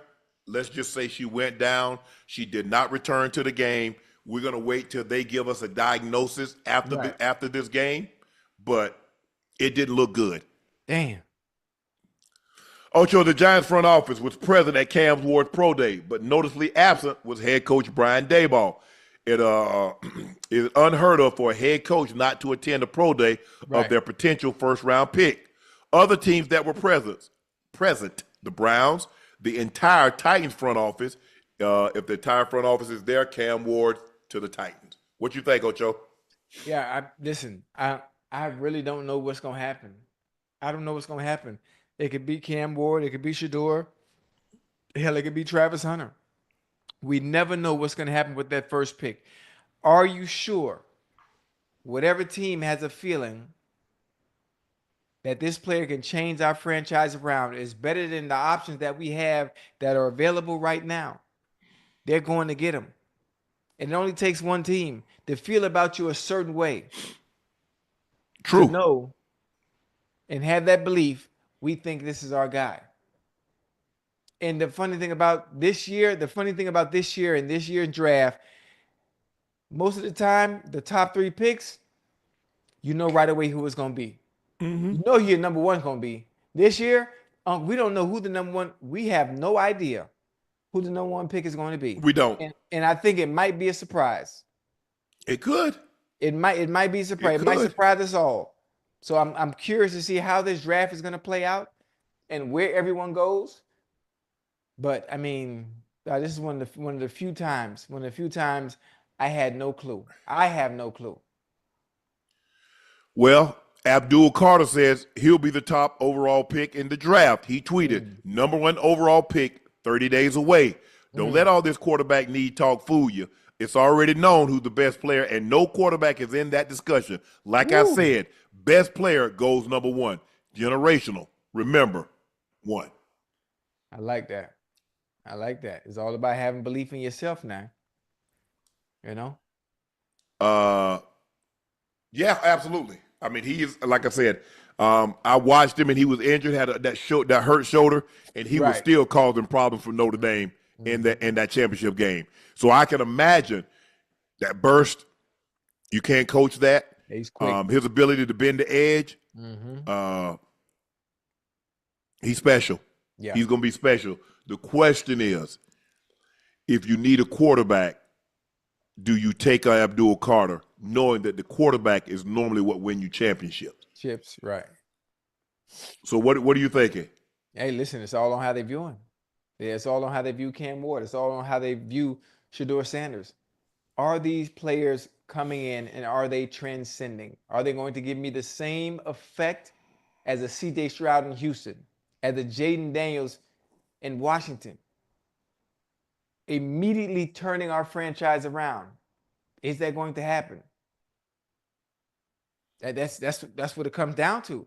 Because if you're a Commanders fan, from this point on, as long as you know you have Jaden Daniels, you got a chance. Yeah. That's a great feeling. C.J. Stroud, if you're a Texans fan, come hell or high water, you know coming into the season, you got a chance. Simply because of your quarterback play. Is Shedeur Sanders able to do that? Is Cam Ward going to be able to do that? Depending on where they go. True. I tell that's people it's not how high you go, it's where you go. Where you go. Hey, this is so important, huh? That is so important. Puka Nacua's NFL career is just beginning, but the wide receiver already has a retirement age in his mind as he enters his 3rd season with the Rams. I want to retire at age 30, Puka said. The Pro Bowl wideout explained that he wants to follow a similar path to Aaron Donald to go out on top. I think it would be super cool. By the time my kids could be 18, I could be barely walking if you play this game and you sustain all those injuries and stuff like that. Don't think like that, Puka. Nah, yeah, you don't. You don't. And you won't have to worry about no injuries if you go back on our diet. If you go back on our diet, now I'm your nutritionist. You know what you came in eating when you had that historic rookie season? You know what you was eating, right? Then all of a sudden you changed it up, in the off season, and you got nicked up a little bit. You know why? Because of nutrition. If it's not broke, don't fix it. Okay? I played very long time. No injuries. And I played reckless. I was all over the place. I was in the air. I was on the floor. I was running people over. No injuries. If it's not broke, don't fix it. I don't care what kind of specialist or what they give or what they put in front of you. You're gonna be one of the greats. Puka also said Julio Jones is the best wide receiver in NFL history. The perfect mixture of size and speed. Like he could run every route on the route tree. He absolutely could. And for that size, a wide receiver body, it should look like Julio Jones. Do you agree? Ooh, that's a good one, Unc. That's a good one. He could run. He could. Yeah. And normally guys that come out of Alabama, Ocho, the one thing they can do is run that tree. Oh yeah, they can run that tree now. Calvin Ridley, Amari Cooper, Jerry Jeudy, Devontae Smith, Julio, all those guys, Calvin Ridley, all those guys can run the tree. But none of them had the size that Julio had. Yeah, he's different. Because you're looking at a guy that's 6'3", 225 pounds, dropping his hips, and that dig on that comeback, that speed out, the over, the skinny. He could do it all. When I think about it, you know who I view? Now I'm gonna get back to the question at hand. When I look at Jeremiah Smith, I see Julio Jones a little bit. I see a young Julio Jones a little bit. So in comparison, when his time comes up, his junior year, leaving Ohio State, I guarantee you that's gonna be his NFL comparison. Now back to Julio being he got to be he's top 5, maybe top 10, depending on who you ask. Yeah. I'm talking about one of it all depends on what you like. Look, for me, the 3 until I'm gonna have to reevaluate in another 10 years. Right. But the top 3 for me is Jerry, T.O., and Randy. Yeah. Now, absolutely. you could debate 2 and 3, but Jerry's always gonna be number 1 for me. Okay. Now, you can debate 2 and 3. You like Randy, you like T.O. T.O. 2, Randy 3. Right. Randy 3, Randy 2, T.O. 3. Yeah. So that's where it goes for me. Now, Chase, and Jetta, and some of these other guys, maybe C.D. Lamb, Tyreek, maybe going to have something to say about that. Right. But, man, Julio was special.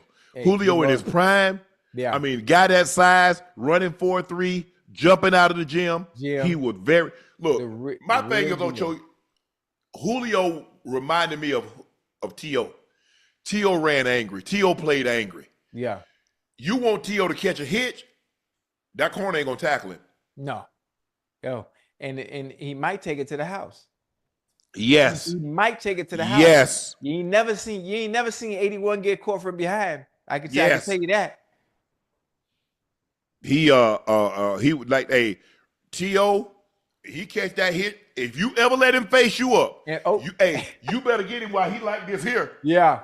If he do this, and look you in your come on, safety. All I'm trying to do, I'm trying to shadow him. Come on, safety. Come on. I'm gonna force him back inside.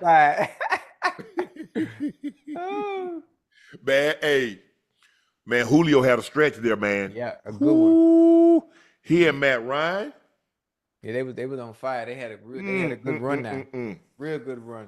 They had a rapport. I hated that Julio had to leave. But you know, it's like anything, Ocho. You pay. If you don't win the Super Bowl, you're gonna have to break it up. You saw what the 49ers had to do. Yeah. You see, even Kansas City. You know, you lost Justin Reeves. Yeah. Remember, you lost L'Jarius Sneed. You can't play everybody, Ocho. Yeah. You see, Joe Tooney, they had to let him go. Damn. Some point, remember they had Mitchell Schwartz and they had Wiley. They had to let those guys go. You can't pay everybody. Yeah. You just hope that while we're paying these guys, we can get a bowl or two. Because if you get a bowl, it's worth it. It's worth it because they're so hard to come by. Yeah. But but everybody says that now. Yeah. It's different because AD was in them trenches getting doubled every damn play. And he said, man, I don't want to put that kind of time in again. And you see where this receiver money going? Yeah. Hey, I'm gonna play as long as they sending out checks, I'm gonna play. Especially if I can go out, I'm not gonna embarrass myself now, Ocho. You know what I'm saying? If I'm out there, if all of a sudden I go from catching 80, 90 balls and they talking about, hey, we want you to be the 4th receiver, I'm up out of there. That's it. Hey, nah. I can't do that. What you think about me going back to play? No? Nah. It's over. How you know? It's been over. For 15 years, it's been over. I know, but I just got the phone call off, so I'm just curious. Nah, that's your they say you need to pay your easy pass. They call you riding the HOV load. That's the only people calling your ass. Man, ain't nobody calling you to play. That's a young man game, man. That lateral stuff. Ocho, you know what? You probably still could run straight ahead. It's the lateral. I can run straight ahead, fast as hell. It's that lateral. Yeah. Your whole thing was predicated on lateral quickness. Slipping. Getting up out of there, dipping that shoulder, dipping that shoulder. Skinny. Hey, because what a guy do,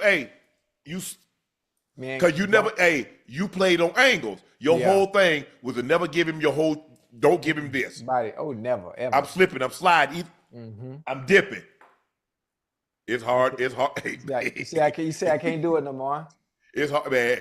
And that's the thing what people don't understand. Guys can still run fast. Oh yeah, in the straight line. Ahead. But as a receiver, you need lateral quickness Yeah. to get up out of there. And if you don't have that lateral quickness, you got to be good. You got to be good with your hands and your technique when somebody up in front of you. Or you got to be big like a T.O. that can play through contact. Calvin Johnson play through contact. Julio play through contact. If you're smart, that tug and pull, I still don't understand. T.O. used to do it. Brandon Marshall used to do it. Julio Jones used to do it. They welcome the contact and want you to grab, and they put from the inside, they pull and tug you right through. And I tried that tug and pull shit one time in practice, man. I ended up over there on the sideline with the First of all, Ocho, if you think about the guys that you said that, look how tall they are. Yeah. To be able to reach. Yeah. Man. Now, you're talking about guys 220, 225, 230 that's able to play through contact. Yeah. See, your whole thing is like you trying to play on edges. You ain't trying to get physical with nobody. Oh, no. Because, if they stab, well, I sure hope Carson looking at the other side. God, they got me. Well, TJ was just the opposite. TJ wanted to play through contact. He liked that. TJ was a big physical receiver. Yeah, he liked that. Yeah, so. Oh, that's funny. Matthew Stafford hyped up Davante Adams signing. I have a ton of respect for him, the way he goes about his business and the way he plays the game. He's been big time in this league for a long time. So happy to have him. I know he's going to be a big addition to our team. Ocho, with the addition of Davante and Puka, what's the ceiling for the Rams? I mean, the ceiling is very high. The ceiling is very high because not only do you add another exquisite route runner that can run the entirety of the tree, but then I look at it with the Cooper Kupp situation. You had Cooper Kupp and you had Puka Nacua, and Puka was still getting all the balls, all the numbers. They were putting him in positions to make the plays. So exactly how are you going to go about using Davante Adams and his strengths and what he can do?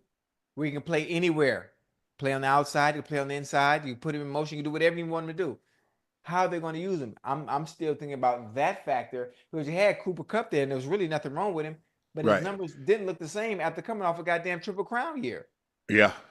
So there's a lot of collisions, Ocho. That's what I'm curious about. Ocho, think about it. How many Cooper Kupp caught 140-something balls? Yes, sir. Then he caught another 30-plus in the playoffs. Yes, sir. Okay. Let's just say he had like 14, 15 touchdowns. Let's say he had 18 touchdowns. Right. How many times, if you catch 175 balls, how many targets did you get? How many times did you get hit? How many times do you hit the ground? I'm not so sure a receiver has ever had as many collisions as Cooper Kupp had in that season. So now you're right. And you remember, when you go to the Super Bowl, you play an extra 3-4 weeks. Yeah. Yeah. Yeah. Oh man. I hope they make him part of the offense, because the way things were going, boy, they were feeding Puka, boy. I'm talking about feeding. Stepped on somebody's ankle? What happened? Oh, Jason Tatum just stepped on somebody's ankle and went down. He stepped on Sabonis. He shot a three, made it, and came down on his ankle. Sabonis not supposed to be standing up underneath him. Yeah. They know that. Yeah, they called that now. They gave him a flagrant one. Oh, they did? Yeah, they did. They did.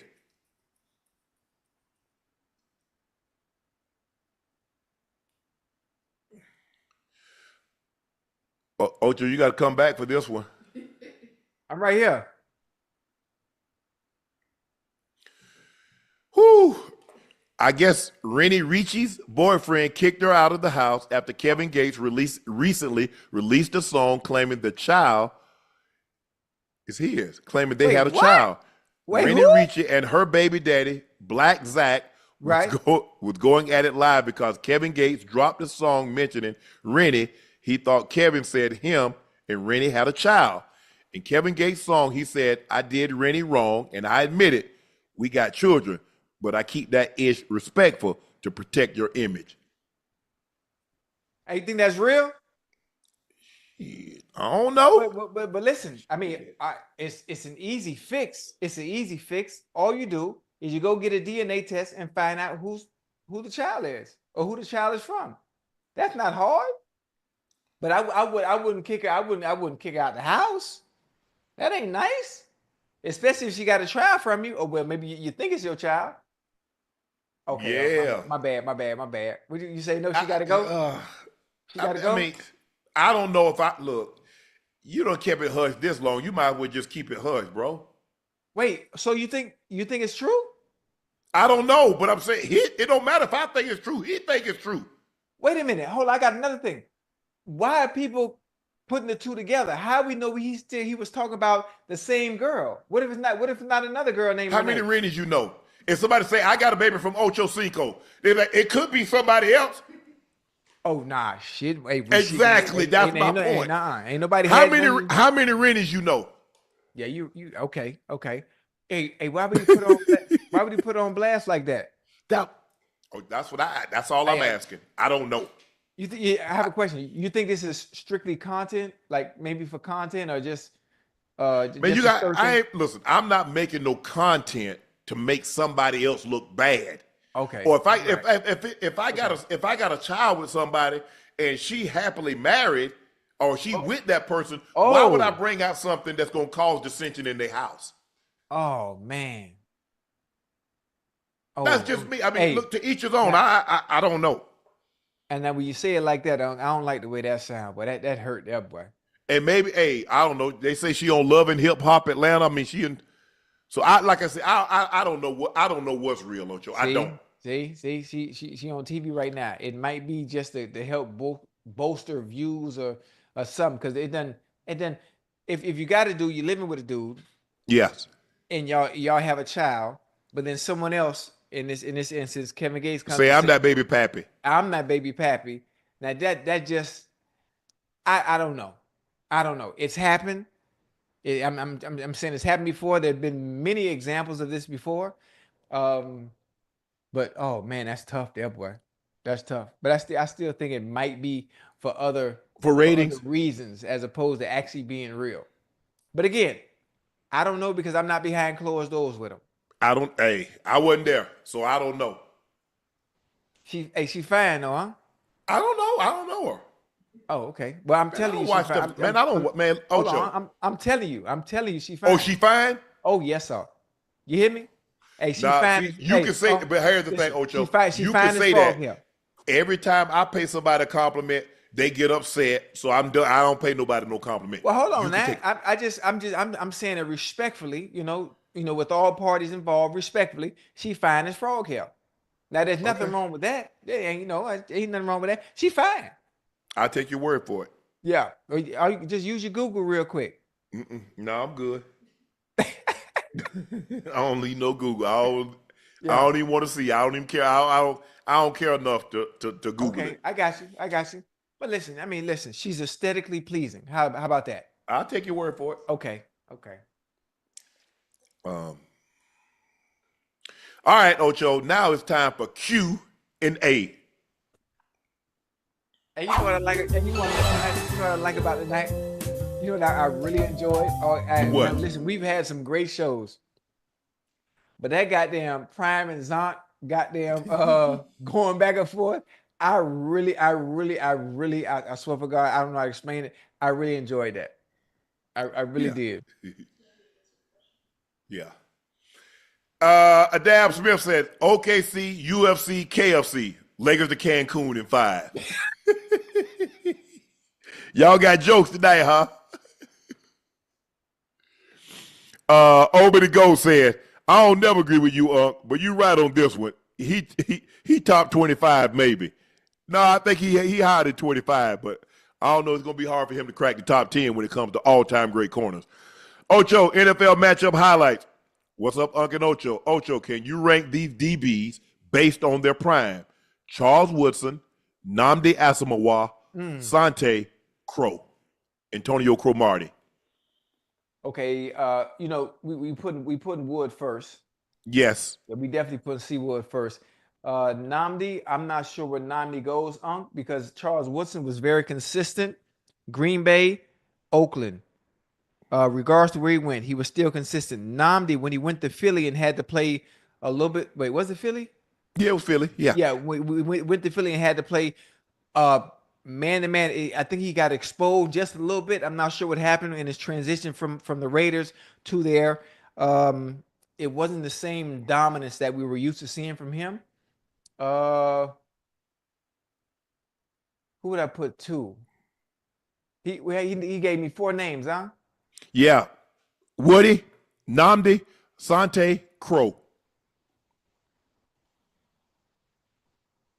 I would take Seawood, Asante, Crow, Nnamdi. Nnamdi, okay. That was because Nnamdi just had a very brief period. Yeah. And that was just Oakland. Because yeah, it basically undid everything he did at Oakland. Yeah. He undid that in Philly. In Philly, yeah.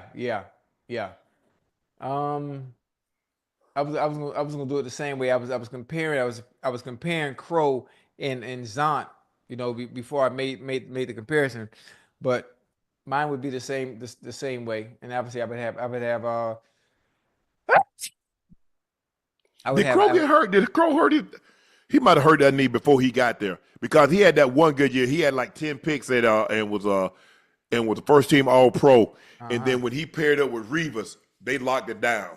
Yeah, they were nice. They were nice because hell, me and Tio had to deal with them fools on Thanksgiving.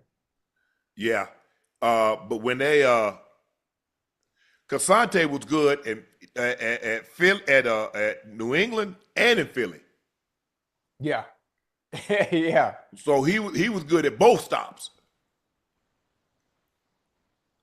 Yeah. Crow. Asante was my favorite corner. Oh, Explorer. Asante was my favorite cornerback growing up, with all love and respect. But bro, he gonna sit this one out. All love, Brody, but it's real levels. It's really levels. Mm-hmm.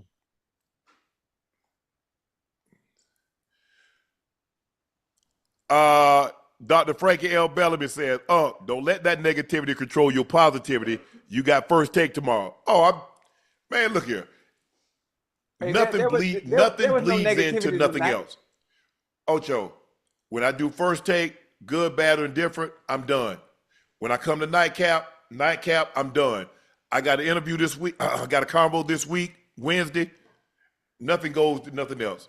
Everything. Hey, once we done with this, hey, I wish Asante the best. I'm done with it. I'm done. Just a fan. What's up, Nightcap? 2 questions. When do tickets for the North Carolina live show drop? And 2, Ocho, what's your favorite name drop in a song? Mine is Lil Wayne on the Hustle Hard remix. Tickets drop Wednesday at 11 a.m. Eastern time. So all tickets for all locations are dropped at the same time. So you'll be able to purchase tickets whether you go to the Charlotte show, Chicago show, the Detroit show, the LA, the Miami, Detroit, Baltimore, Philly. All tickets go on sale on Wednesday at 11 a.m. Eastern Standard Time. I'm ready. On shayshaymedia.com/tour. So answer that question. Okay, Ocho, what's your favorite name drop in a song? His is Lil Wayne on the Hustle Hard remix. Oh man, it's so many. It's so many. I'm just gonna be honest. Dude, favorite. I'm not even gonna lie to you. It's so many. I can't even lie to you. I mean, Future, Young Thug, man, Ross, Trick Daddy, man, it's too many. Jason Magic says, Ocho, why is Unc not on the ultimate team on Madden? I want him on my team. Okay. I'm gonna get him on there. I'm gonna talk to my team at EA. We gonna get you his card. What do you want? You want the Ravens? You want the Ravens, or you want the Broncos? Who, me? 84. Yeah. I think my let the thing expire. I didn't sign the thing because in order to get, you have to sign off on it. Right. Oh, so you ain't signed off on it? I don't think so. Come on, man. Stop being I selfish. don't know. I have to ask Jamie about that. But we'll get on there. Hey, glad to see you and Ocho doing well. My question was, as a tight end, what off-season workouts should I be doing for a minor football league? Well, obviously, running routes, catching the ball, conditioning. I mean, just do stuff that you would do in the game. Yeah. You would run routes. You would catch the ball. Mm-hmm. You would finish. Occasionally, you probably, I don't know how much they block in a minor league football, but do some blocking. Work on hand placement. Work on foot, your feet, your steps. Just stuff that you would do in a game. That's what most people do. Obviously, you got to get some conditioning in. You got to run some, we ran sprints and things of that nature. But, yeah, just stuff that you would do in a game. Work on that as hard as you can to get your conditioning right. Aaron Owens, I've been debating this for a while. I believe 100 people can beat a silverback gorilla. What you think? Man, 100 people get their ass whooped, man. I don't think people understand the power of these animals. It's not happening. I tell you what, I want to be 100. Because the other 99 going to get their ass tore up. and I'm going to retreat. I ain't messing with it. I don't think people realize how big a silverback is. Forget how big it is. Do you understand how powerful? Yeah. Man, stop playing, man. Yeah, I would be 100 though. All I know is that first 20 to 25, they got an ass cutting coming. That's what I know. Josh R 908 up like Billy Goat James with a beard. Yeah, they got me out there looking it up. J213 said, hey, Unc and Ocho, in honor of Women's History Month, what is your Mount Rushmore of female albums? I'm young, but Miseducation of Lauryn Hill got to be on there. Be blessed. Classic. Listen, that would be number one. I would love to hear the chat argue that. Well, Apple already named her the best album of the last 50 years. So I mean, obviously it is. The Miseducation of Lauryn Hill, you could play from start to finish still to this day, and it resonates as one of the best albums ever made. You can't argue that. You got Lil' Kim, Mary J had some classics. Foxy Brown. I mean Sade. Oh my goodness, man. But listen, what Lauryn Hill was able to do with that album, I don't know what she was going through during that time. I don't know who the producer was, but listen, to be able to put together a masterpiece. When we talk about putting together a masterpiece, she put together a masterpiece with that one. I would love to hear the chat's thoughts, but you can't argue that. I'm not even sure what genre that goes up under. It doesn't even go up under rap with the neo soul. Is it? I don't even know what it is. Yeah, I think the Miseducation of Lauryn Hill. Classic. Adele, for me. And I don't care. Adele? Yeah. What album? Oh, you talk about a song specifically? Her album. Okay. I'm gonna take Beyonce Lemonade, and then I'll take anything Whitney Houston. Okay. Like I said, I don't really look. I know who Aretha Franklin is, but I couldn't name one of her albums. Oh, you can name some of her songs. You come from that era. Aretha Franklin, Shaka Khan. I know you could name some of their songs now. Or if you hear it, it'll resonate with you when you hear the song. You won't realize. Aretha Franklin, we're riding on the freeway. Riding on the freeway, making love in the pink. Oh, my bad. Yeah, that one. Woo. Ocho off key. Chris says, I know the words though. When it comes to music, I love me some music now. Chris says, Nightcap is the best show out. Unc, is the 98 AFC Championship game still a blur? And Ocho, gotta be HOF. Marvin Harrison is deserving, but he had Manning. Yeah, I don't remember that. I don't remember the championship game because I got knocked out. And I guess I'm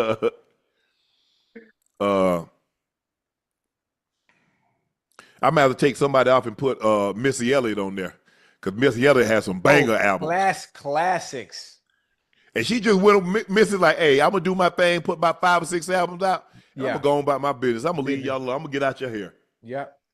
Yes, that's a blur. Ocho, they say you should be in the Hall of Fame if Marvin Harrison is in because hey. Don't comparison is the thief of joy. There's a reason I put my own jacket on the sideline. You don't know where it is though. Hey, 101. Sir. That jacket is 101. And that's no disrespect to the Hall of Fame that have already been in and enshrined. It's an elite class of people to be. It's an honor to be chosen to put on that goddamn jacket. Mm-hmm. But again, it's only 101 over here. Sir K said, my guys, Ocho, my question is, if Carson wouldn't have gone down with the injury, how far do you think y'all would have gone in the playoff that year? Well, we would playoffs, we would have won the Super Bowl. What are you talking about? That 2005 year, that offense we had, the defense we had, they were playing phenomenal all year, had like 30, 35 something takeaways or some crazy number, Unc, that year. And they was giving us the ball back. And not only were they giving us the ball back, we were scoring like water that year. It was crazy. And will the Bengals make the playoffs if Henderson leaves? I mean, what was that defense ranked last year with Hendrickson? I mean, no disrespect to him. From an individual standpoint, he played phenomenal, but it didn't sway things anyway, as opposed to wins or losses for us. You know. Mark said, "Show that picture of Unc and Ocho. It's not the movie Friday, but it's called Monday. LOL. Unc and Ocho."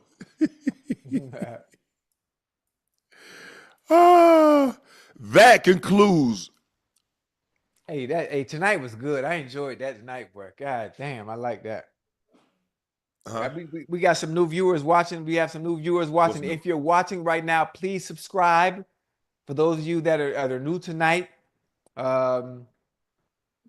subscribe. That's pretty much it. I love all of you. Chan, Cam, what they do, twin. I'm excited. Hey, let's do Nightcap tomorrow. Let's just have like a special edition. No. This Nightcap episode was brought to you by Boost Mobile. Visit your nearest Boost Mobile store or boostmobile.com to join their nationwide 5G network today. Y'all know me. I'm your favorite Unc, Shannon Sharpe. Hey, Unc, you know how to work this? Yes, your Boost Mobile side, yeah. Yeah, I put the little glass on the side. I unscrewed to put the glass on there. But when I put the Boost Mobile sign and practice it on the wall, it's upside down. Yeah, Jordan had to walk you through it. Okay. I'm going on the road. I'm going on the road soon, so I need to make sure it's on point.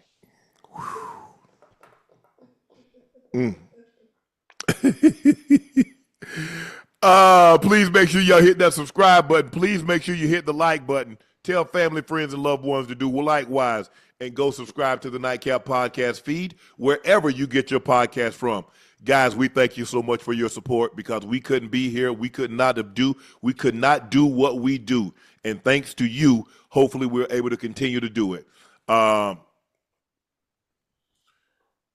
Please make sure you check out Shea by Le Portier. We do have it in stock. And if you can't find it in a city or state near you, order it online. We'll ship it directly to your door. Please drink responsibly and stay safe.